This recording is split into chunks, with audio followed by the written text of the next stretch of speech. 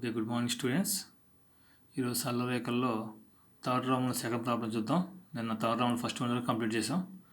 క్వశ్చన్లు ఏమన్నాయంటే, వాడు మనం ఒక సరళ రేఖ సమీకరణం కనుక్కోమన్నాడు. ఆ సరళ రేఖ అనేది 4, అనే బిందువు గుండా పోతుంది అన్నాడు.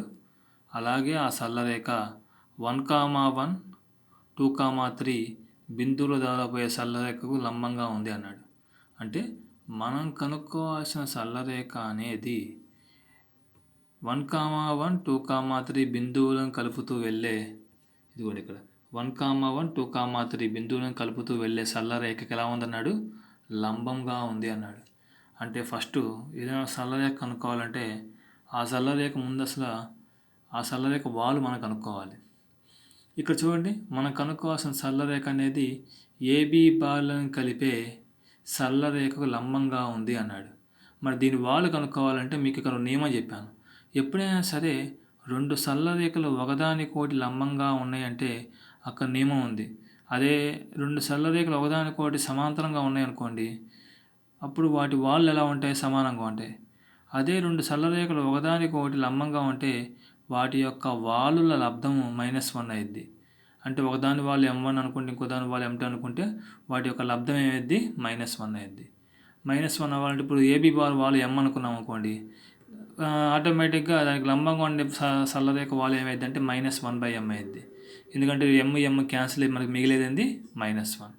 అంటే ఒక సరళ రేఖ యొక్క వాళ్ళు m అయినప్పుడు దానికి లంబంగా ఉండే సరళ రేఖ వాళ్ళు ఏమైద్ది? -1/m అయింది.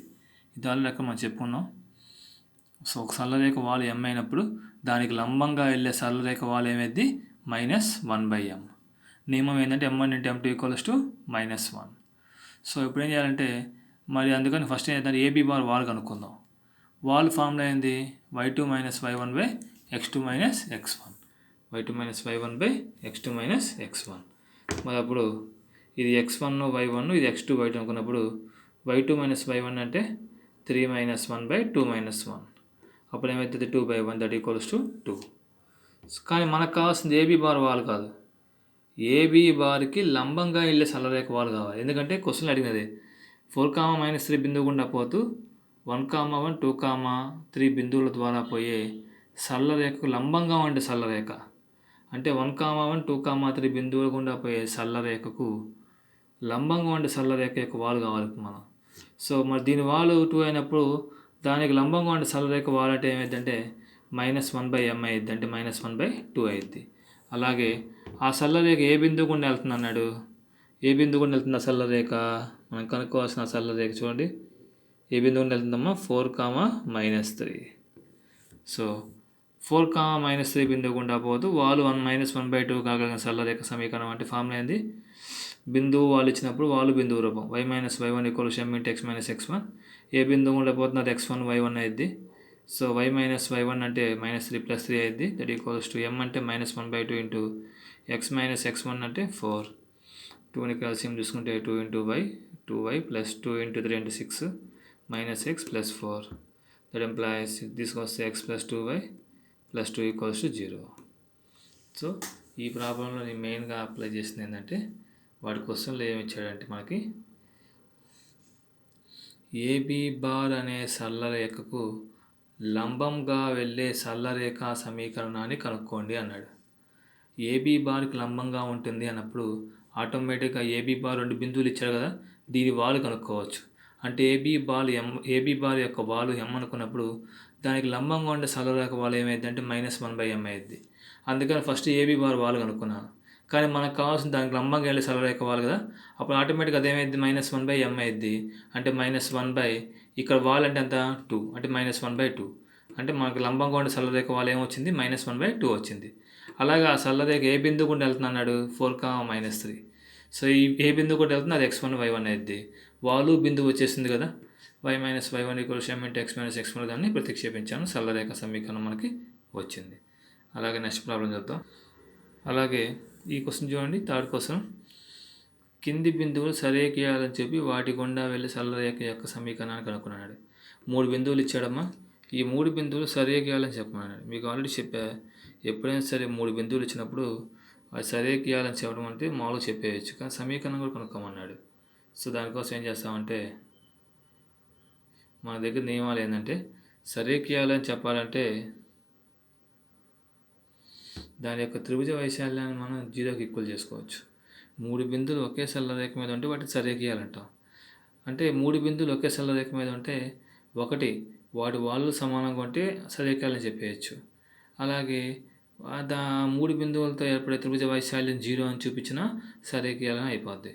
అలాగే వాటిలో ఏమైనా 2 బిందువులు తీసుకొని ఆ 2 బిందువుల యొక్క సరళరేఖ సమీకరణాన్ని కనుక్కొని ఆ వచ్చిన సమీకరణంలో 3వ బిందువుని ప్రతిక్షేపిస్తే అది దాన్ని తృప్తిపరిచింది అనుకోండి, అప్పుడు కూడా ఆ 3 బిందువులు సరేకియాలని చెప్పచ్చు. అంటే ఇక్కడ ఉపయోగం ఏంటంటే మనకు సమీకరణం వచ్చింది. వాడు అడిగింది కూడా సమీకరణమే కాబట్టి ఇక్కడ ఫస్ట్ ఏం చేస్తామంటే ఏమైనా 2 బిందువులు తీసుకోండి. ఆ 2 బిందువులతో సరళరేఖ సమీకరణాన్ని కనుక్కోండి. ఏబీసీ 3 బిందువులు తీసుకున్నాను. ఏబీ బార్ సమీకరణం అంటే ఫార్ములా ఏంది మరి y - y1 = m × x - x1. వాళ్ళు ఇక్కడ ఇవ్వలేదు కానీ m అని రాసాం. m అంటే ఏంది ఇక్కడ y2 - y1/x2 - x1. y2 - y1/x2 - x1 కావాలంటే మీరు m ప్లేస్లో y2 - y1/x2 - x1 అని రాసుకోవచ్చు. y2 - y1/x2 - x1 × x - x1 వాళ్ళు బిందువుల రూపం. సో బిందువుల రూపం అంటే y - y1 = y2 - y1/x2 - x1 × x - x1. So దీనిలో ప్రతిక్షేపిస్తే x1 y1 ఇది x2 y2 ఇది y - y1 అంటే 1 y2 - y1/x2 - x1. దీనిలో ప్రతిక్షేపిస్తే మనకు సరళరేఖ సమీకరణం వచ్చింది. ఈ సమీకరణంలో ఆ 3వ బిందువును ప్రతిక్షేపించాలి. 3వ బిందువు ఏంది 10,7 ప్రతిక్షేపిస్తే అంటే x ప్లేస్లో 10ని y ప్లేస్లో 7ని ప్రతిక్షేపిస్తే ఆ వాల్యూ కూడా 0 వస్తే అప్పుడు అదేమి దాన్ని తృప్తిపరుస్తుంది అర్థం. దేర్ఫోర్ ఏబీ బార్ సమీకరణాన్ని C10,7 తృప్తిపరుస్తుంది. కావున ఏబీసీలు సరేకియాలు. ఇక్కడ నేను 2 మెథడ్స్ వాళ్ళు సమానంగా చూపించడం కానీ త్రిభుజ వైశాల్యం 0కి ఈక్వల్ చేయడం కానీ చేయలేదు. ఎందుకంటే ఇక్కడ క్వశ్చన్లో వాటిని కలిగి ఉండే సరళరేఖ సమీకరణం కూడా కనుక్కోమన్నాడు.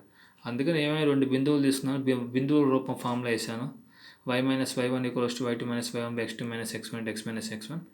ఆ 2 బిందువులతో వచ్చిన సరళరేఖ సమీకరణం రాబట్టాను. ఆ వచ్చిన సరళరేఖ సమీకరణంలో 3వ బిందువుని ప్రతిక్షేపించాను. అది దాన్ని తృప్తిపరిచింది అంటే 0 వచ్చింది. సో తృప్తిపరిచింది అంటే ఖచ్చితంగా ఆ 3 బిందువులు ఏమవుతాయి సరేకియాలు అవుతాయి. దీనిలో ఇంకో బిట్ ఉంది. ఈ సెకండ్ బిట్ సేమ్ ఇలాగ మీరు ట్రై చేయండి. దీన్ని ఏబీసీ అని తీసుకోండి. ఏబీతో సరళరేఖ సమీకరణాన్ని కనుక్కోండి. ఆ వచ్చిన సమీకరణంలో ఈ 3వ బిందువును ప్రతిక్షేపించండి. అది 0 వస్తే ఆ 3 బిందువులు ఏమవుతాయి సరేకియాలు అవుతాయి. 3 బిందువులు సరేకియాలు అవుతాయి. సో మీరు ట్రై చేయండి.